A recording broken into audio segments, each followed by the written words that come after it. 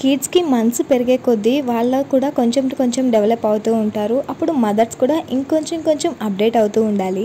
So వాళ్ళు తినే స్టేజ్కి వచ్చినప్పుడు మదర్స్ వంటింట్లో ప్రయోగాలు మొదలు పెడతారు. వాళ్ళు చేసే డిషెస్ ఇంతవరకు ఎప్పుడు చేసి ఉండరు, బట్ వాళ్ళ కిడ్స్ కోసం అలా చేస్తూ ఉంటారు. సో ప్రతి మదర్ యాజ్ ఇట్ ఈస్ ఇలాగే ఉంటారు. సో ఇక ఐరా విషయానికి వచ్చేస్తే ఐరాకి నాన్ వెజ్ పెట్టడం స్టార్ట్ చేశాను.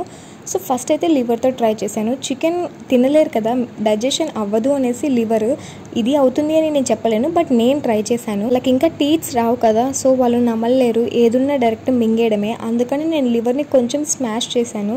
సో సంగటితో కలిపి తినిపించాను. పర్లేదు, ఒక 2-3 ముద్దలు తినింది అంతే, అంతకుమించి ఎక్కువ ఏం తినలేదు.